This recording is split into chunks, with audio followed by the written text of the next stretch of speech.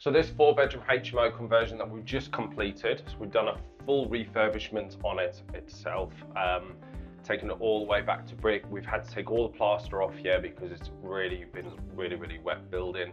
However, it's turned out fantastically well. In the hallway itself, got bedroom 1 to the left of me over here.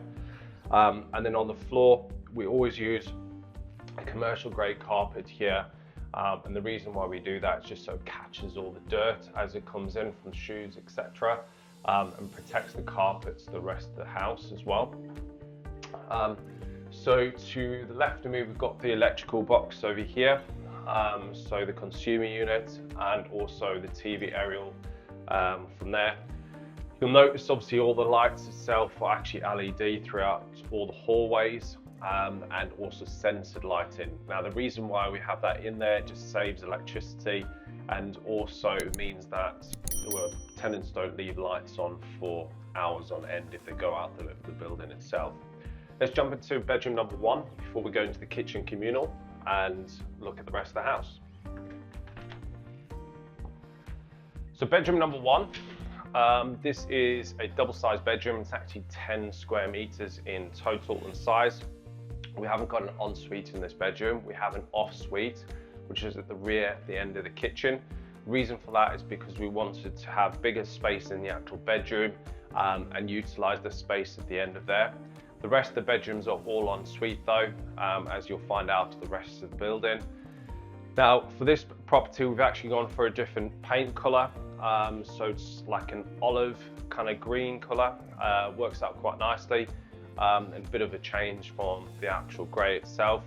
So this property, obviously we've put in obviously the TVs on every single bedroom, just as we do with all of them, with smart TVs as well. And what we have done in this bedroom, we've also done a built-in wardrobe as well. So that's because we had the gas box itself. So we're really the gas meter in the actual bedroom. So we really wanted to be able to utilize the space, and we put in a built-in wardrobe there itself as well. Let's jump up into the kitchen communal area now, where we can actually have a look to see what that looks like, as we really try to utilize the space as best as we can. So the kitchen communal has worked out really nice with the space, really happy with the end result with it. So as the actual property itself had obviously a chimney stack, which we've actually taken out. That was in the front room, so in the front and the rear. Now we've taken out from ground level all the way to the top of the house. Something to take in consideration when you're taking chimney stacks out is always make sure that next door neighbor hasn't taken theirs out, because if they have, then you can't actually do that as well.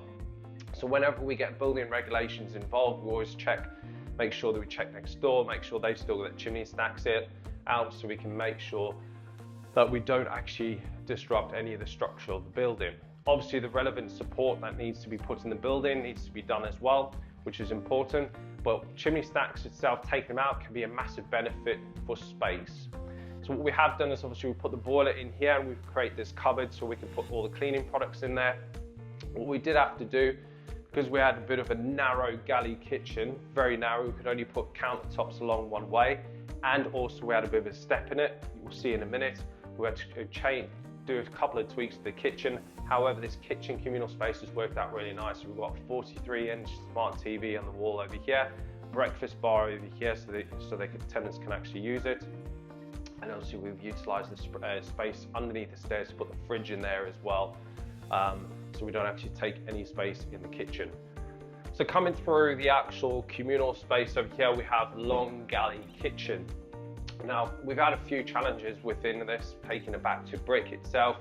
Obviously, we revealed itself that we had a bit of a step in the wall over here where this was previously extended in the past. What we've had to do is obviously we've had to have a slightly narrower actual kitchen unit over here, which meant that we've actually rather than put a normal size sink in it, because we couldn't, we actually put 2 round bowls in here. Now the reason why we've put 2 in is, one is just purely for drying space for the actual dishes, and the other one's actually to utilize itself as well, which is important.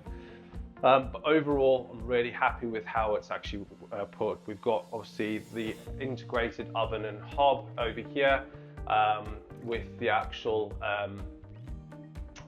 extraction going out through the actual roof. We've had to replace the roof on this offshoot as well because it's completely gone. And the other thing we've had to do is put a full damp course in this whole property on the ground floor as well. So we know that we're going to have no issues with damp in the future. Something to take into consideration with all your HMOs is obviously storage for tenants. So we've got one cupboard itself for each tenant, and then we've got more than enough storage for likes of utensils and all that sort of stuff in here as well. We've still got the door frontals to put on here, and behind actually here we've got the actual off-suite for bedroom number 1. So the other thing we looked at around about space saving is looking at seeing if we could actually stacked the washer machine and the dryer on top, and we had to build this false floor up here. The reason for that is because we had this big step going into the off-suite over here. So this was original bathroom that was probably roughly around about here, I think it was. And obviously it had a bit of a step going into it, so we had to make sure that we utilized and put another step in here and leveled this whole floor itself to make it look consistent. So the off-suite has turned out really nicely. We've got a nice 1,800 shower tray in there, just like all the other en-suites. The rest of them are en-suites in here. Obviously with a towel rail in there as well. So I'm really happy how it's turned out. Got a new front door and also a new back door in the property as well. Bedroom 2 has turned out really nice. I like how it's turned out. It's actually got a lot of space in here. So we actually done a build-in about 3 doors up from here, which also was a 4-bedroom HMO as well. So very similar sort of layout. What we've done is take the learnings from that one to see how we could have done it better. So every single project that we'd look at doing, we always look at seeing how can we actually make and improve in everything that we actually do here as well. Now to the left of me, we have the actual en-suite, which has worked out brilliantly well. So we're actually putting 1,000 by 800 shower trays in the properties, in this one specifically. So that way we've got bigger showers. We normally used to do the smaller ones around about 800 by 800, but we try and utilize the space as much as we can for the ensuite as well as the bedroom as well. So this ensuite, what we have done is we've actually paneled out all the walls and the ceilings, so we can actually seal all the moisture in here so nothing actually gets out. So we tend to do this kind of with the smaller ensuite. With the bigger ensuites, as you'll notice on the top, we tend to just do around the actual the shower. So it really depends on property that we're dealing with as well. And obviously we've got the built-in mixer shower as well running off the boiler. Let's go check out bedroom number 3. So bedroom number 3 has worked out really nicely. We've got the ensuite here to my right, and obviously we've got the smart TV just behind me itself, sorry, just to the right over here. With all our actual bedding, you'll notice obviously we supply all the rooms with bedding as well as dress packs as well, and towels. Because of a tenant profile itself, they obviously like to have a home away from home, and sometimes they only stay from here between, say, Monday and a Friday itself. So that way we actually supply it so they don't have to bring extra bedding or anything like that. They can just literally bring a suitcase and that's it that they need to. So we actually supply with hotel quality bedding. That way we can actually make sure that we've got 2 sets as well, so they can clean one and use one at the same time. Now this is just something that we've found over time with regards to our tenants, to notify of what they actually prefer and want to be able to get the rents that we want as well from the properties. So understanding your end profile of who's actually using the property is important, and then supply and demand is really important as well. Now with this ensuite, as I said, we've actually been able to take quite a bit of space and go underneath the stairs itself, which is good because we actually moved the stairs forward slightly. So I think it's about by a foot, which created massive space for us to put a 1,800 shower tray in here. Now, something that we've had issues with in the past with some of our HMOs, not all of them, is that tenants seem to actually turn off the fan isolator switches. So even though you put in a fan that's powerful enough and relatively silent to be able to get the actual moisture from the shower out of the building, straight out, they tend to switch it off, okay? So what we've actually done to combat this is we actually found like a fan isolator switch, where basically it looks like an emergency key and it's still a 3-pole phase. So it meets regulations, but the tenant can't actually tamper with it. So if the electrician needs to isolate it, they can do. But the end of the day is they can't actually turn it off, comes with the lights. As soon as it comes off, then it goes off with the timer as well. So that's important. That way we don't have any moisture issues further down the line, and we know that we have got the right appropriate ventilation that's been used all the time, rather than if the tenant actually chooses to turn it off or not. Okay, so we're in bedroom number 4. This is the 4th and final bedroom. This one has had a huge transformation. We actually had 2 chimney stacks, one in the front, one in the rear of the actual building here. And what we've been able to do is actually take it out from the top floor all the way to the ground floor. So what we've done is we actually supported it in the actual roof itself, and across the actual the stairway there was another bedroom, which was actually too small to actually do anything with it. So what we've actually chosen to do is we're actually utilizing a big ensuite. That way we can actually, rather than going across the hall to actually go into there, we've been able to take the chimney stacks out and create this ensuite just over to my right.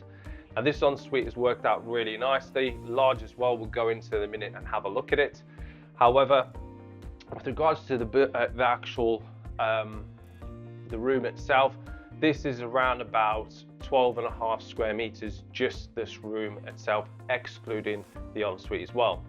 Now what that means is that we're able to achieve higher rents. So even though the numbers are done at £140 per week per room on this HMO, we've actually been able to, for this room, we expect to get about £150 per week, possibly £160 per week for the specific room.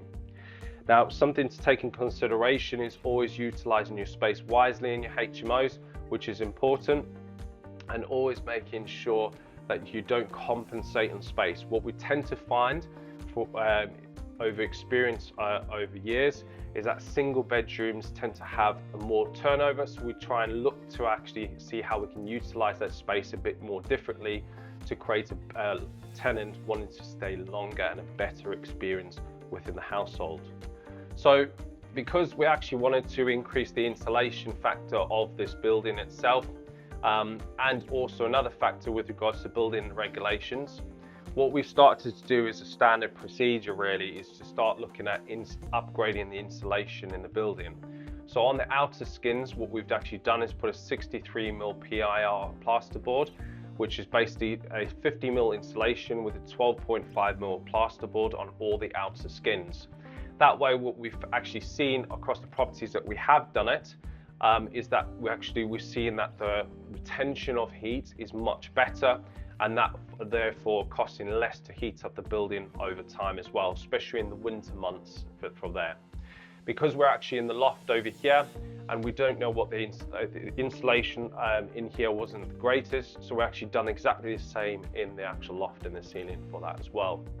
Now, because we actually opened this all up as well, because we took the chimney stacks out, we put 200mm insulation in the actual ceiling, over here as well. So therefore, we know that this room is going to be a nice, cozy room through the winter. So coming into the ensuite over here, this is quite a large ensuite, as you can see from here. So we've got the actual shower just behind me, and we also got a towel rail in here.